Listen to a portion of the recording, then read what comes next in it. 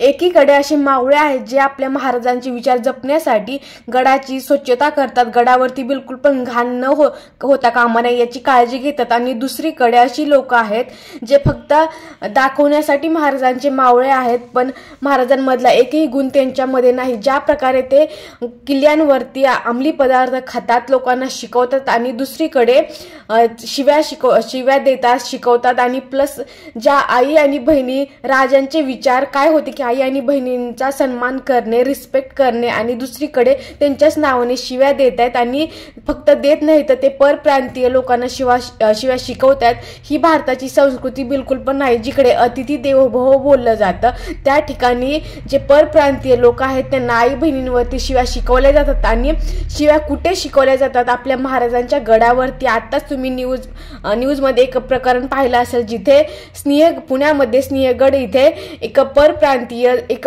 Explore म्हणजे जो YouTube त्याचं चॅनल आहे त्याच्यावरती तो ट्रॅव्हलिंगचे ब्लॉग बनवतो, प्रत्येक देशामध्ये जाऊन तिथला अनुभव शेअर करतो। असा एक परप्रांतीय यूट्यूबर होता ज्याचं नाव लुक होतं। तर त्याने त्याच्या चॅनलवरती तो इंडियामध्ये आल्यापासून इंडियामधली संस्कृती, कोकणामध्ये जाऊन ह्या सगळ्या गोष्टी त्याने एक्सप्लोर केलेल्या आहेत, आणि तो प्रत्येक गोष्ट ही आपल्या यूट्यूब चॅनलवरती टाकत असतो। आणि आता तो सिंहगडवरती गेलेला होता आणि तिथे ज्या प्रकारचा अनुभव त्याच्यासोबत घडला ना तो खूप जास्त खतरनाक होता, कारण त्याला त्या गोष्टी समजल्या नाहीत, कारण त्याला मराठी लँग्वेज येत नाही, समजते पण शिव्या देणं किंवा इतक्या बेसिक गोष्टी त्याला येत नाहीत, कारण तो बेसिकली इथला नाही त्याच्यामुळे त्याला येत नाही।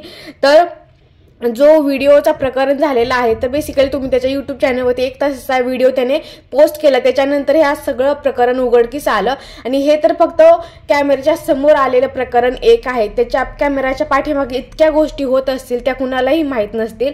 हा जो यूट्यूबर आहे ना तो गेलेला होता सिंहगडवरती, आणि तिथे त्याला ज्यावेळेस तो एक्सप्लोर करत होता तो प्रत्येक गोष्ट त्याच्या यूट्यूब चॅनलवरती टाकायची असते, त्यामुळे तो व्हिडिओ काढतो। आणि ज्यावेळेस ती 4-5 मुलं समोरून येतात आणि खूप गर्वाने ज्यावेळेस तो विचारतो की तुम्ही कुठले आहात, त्यावेळेस खूप गर्वाने सांगितलं जातं की आम्ही संभाजीनगरचे आहोत, आणि त्यावेळेस वाटलं की वा चांगली गोष्ट आहे। आणि त्याच्यानंतर ते बोलले की जय श्रीराम बोला, आणि तो बोलला पण जय श्रीराम, त्याला त्याचा मिनिंग माहीत नव्हता, काही माहीत नव्हतं, तरी पण तो बोलला। आणि त्याच्यानंतर ज्यावेळेस ह्याने त्याला विचारलं की तू कुठला आहे, तर त्याने सांगितले मी न्यूझीलंडचा वगैरे आहे।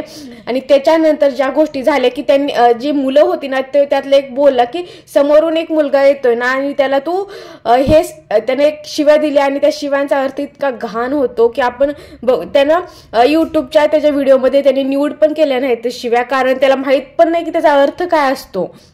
आणि त्याच्यावरती ज्या प्रकारे त्यांनी शिव्या त्याला शिकवल्या आणि त्याच्यावरून त्यांनी सांगितलं की ह्या सगळ्या गोष्टींचा अर्थ असतो हॅलो, आणि तो पुढे जाऊन त्या समोरच्या मुलाला बोलला की त्या शिव्या देऊन त्याने त्या सगळ्या गोष्टी बोलल्या, आणि त्याच्यावरती त्या समोरच्या मुलांनी पण त्याला अजून 4 शिव्या शिकवल्या, त्या आई बहिणींवरती शिव्या होत्या। म्हणजे एकीकडे तुम्ही किल्ल्यांवरती फिरायला आलात, एक्सप्लोर करायला आलात, गड किल्ले महाराजांचे विचार पाहायला आलात, आणि दुसरीकडे तुम्ही एका परप्रांतीयाला शिव्या शिकवताय, आणि त्याच्यावरून पण तो जो लुक होता ना तो बोलत होता की ह्याचा अर्थ चांगलाच होतो ना, आणि हे त्याला सांगतायत की ह्याचा अर्थ हॅलो होतो म्हणून। किती चुकीच्या गोष्टी शिकवत आहेत हे लोक, आणि स्वतःला ही अशी तरुण पिढी असणार का जे महाराजांच्या किल्ल्यांवरती जाऊन ह्या सगळ्या गोष्टी आणि आई बहिणीवरती शिव्या देत आहेत।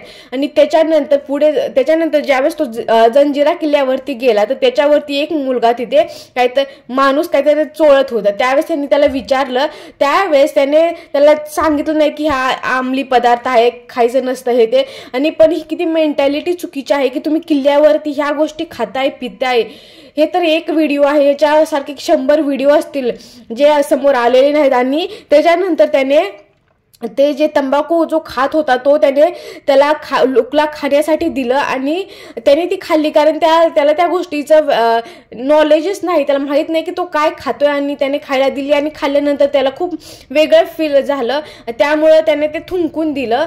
पण आणि त्याच्यानंतर पण त्या माणूस त्याचा पिछा करत होता, त्याने कसं तरी त्याचा पिछा सोडला। म्हणजे किती मुश्किल काम आहे की एक परप्रांतीय माणूस इथे येऊन अशा गोष्टी होत आहेत त्याच्यासोबत। तर ही आपल्या भारताची संस्कृती नाही, स्पेशली महाराष्ट्राची तर ही संस्कृती नाही।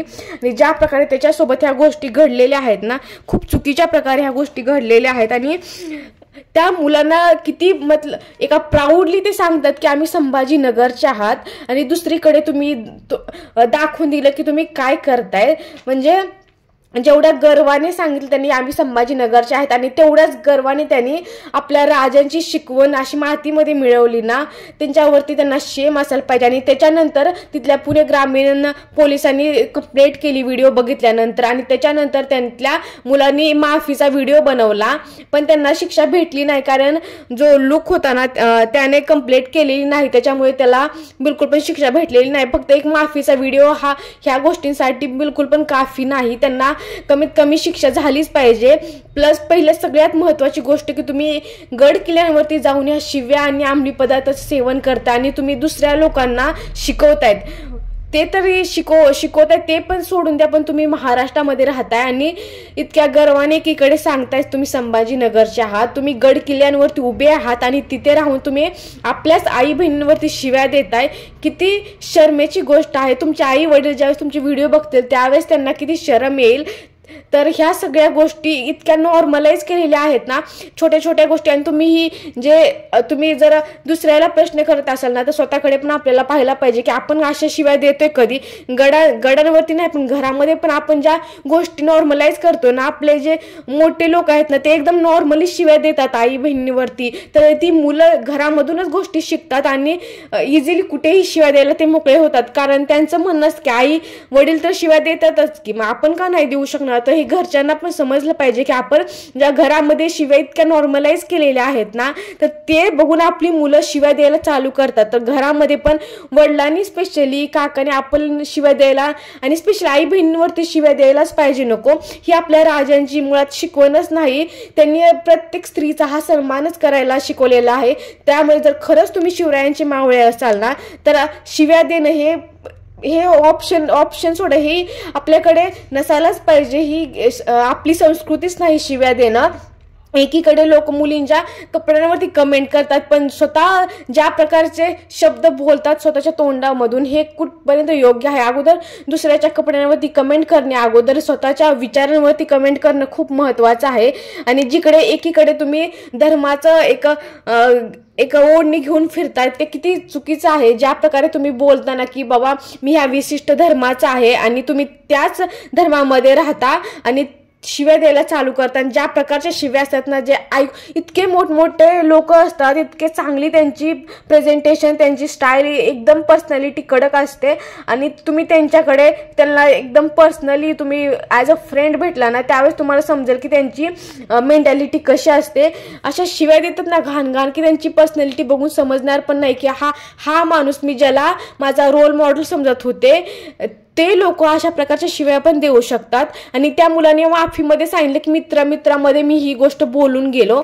म्हणजे किती इझिली त्याने ही गोष्ट एक्सेप्ट केली की मित्रामध्ये मी शिव्या दिल्या. म्हणजे तुम्ही जसं आपण बोलतो ना यार मित्रामध्ये मी त्याला एखादी शिवी दिली तर चालतं, हे चालत नाही. कारण ह्या छोट्याच गोष्टी पुढे जाऊन अशा मोठ्या बनतात. आणि तुम्ही जर मित्रामध्ये जर तुम्ही कूल बनण्यासाठी शिवी देत असाल ना तर तुम्ही खरंच खूप चुकीच्या गोष्टी करत आहात.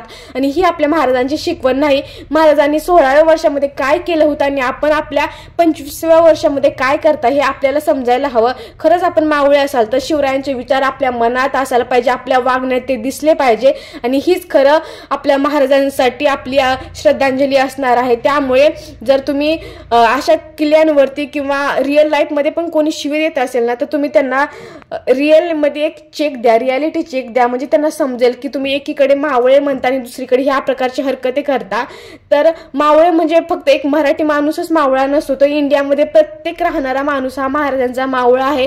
कारण महाराजांचं जे स्वप्न होतं स्वराज्य व्हावे, हे स्वप्न फक्त महाराष्ट्रामध्ये नव्हतं तर पूर्ण इंडियासाठी होतं. त्यामुळे प्रत्येक जण महाराजाच्या स्वराज्यामध्ये राहतो. तो शिव्या देणं हे चुकीचं आहे. आणि हीच आपल्या महाराष्ट्राची ओळख आहे की अतिथी देवो भव. त्यामुळे कुणीही कधीही कुठेही शिवी न देता आपल्या महाराजांचे विचार पाळावेत. आणि आजच्या व्हिडिओमध्ये एवढंच. जर तुम्हाला हा व्हिडिओ आवडला असेल तरच लाईक करा, शेअर करा आणि सबस्क्राईब करायला विसरू नका.